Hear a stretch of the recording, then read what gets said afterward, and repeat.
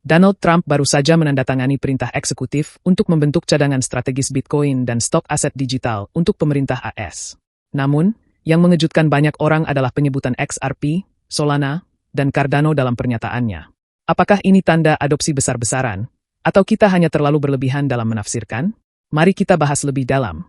Perintah eksekutif Trump berfokus pada pembentukan stok aset digital untuk pemerintah AS. Awalnya, ini dianggap sebagai berita positif bagi dunia kripto. Namun, setelah detail perintah ini dipelajari lebih lanjut, ternyata altcoin seperti XRP, Solana, dan Cardano tidak termasuk dalam daftar aset yang akan dibeli langsung oleh pemerintah.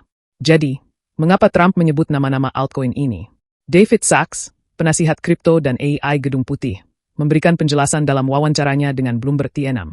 Menurutnya, penyebutan XRP, Solana, dan Cardano bukanlah sesuatu yang luar biasa.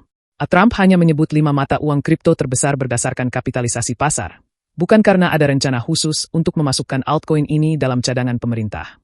Sachs mengatakan, Presiden hanya menyebut 5 kripto terbesar berdasarkan kapitalisasi pasar. Jadi, saya pikir orang-orang terlalu berlebihan dalam menafsirkan ini. Pernyataan ini menunjukkan bahwa meskipun XRP, Solana, dan ada disebut dalam pidato Trump, itu bukan berarti ada rencana resmi pemerintah untuk mengadopsi atau membeli altcoin tersebut. Lebih tepatnya, penyebutan mereka hanyalah pengakuan atas popularitasnya di pasar. Salah satu bagian penting dalam perintah eksekutif ini adalah permintaan audit penuh terhadap kepemilikan aset digital pemerintah AS. Sachs menyebutkan bahwa pemerintah AS sendiri tidak tahu pasti aset kripto apa yang mereka miliki saat ini. Audit ini akan mengungkap apakah altcoin seperti XRP, Solana, dan ADA sudah termasuk dalam kepemilikan pemerintah. Jika ditemukan bahwa pemerintah memiliki aset ini, maka keputusan untuk menyimpan atau menjualnya akan ditentukan oleh Menteri Keuangan AS. Namun, ada satu hal yang sudah dipastikan. Bitcoin adalah satu-satunya aset kripto yang dikonfirmasi sebagai bagian dari cadangan AS. Bahkan, ada rencana untuk mengakumulasi Bitcoin lebih banyak tanpa mempengaruhi anggaran negara. Poin menarik lainnya dari wawancara Sachs adalah kemungkinan bahwa pemerintah AS mungkin akan mempertimbangkan staking atau lending kripto di masa depan.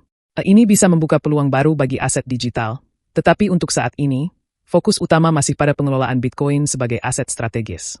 Meskipun berita ini cukup menarik, pasar kripto tidak merespons secara positif. XRP turun, Solana turun dan Cardano ikutan turun dalam 24 jam terakhir.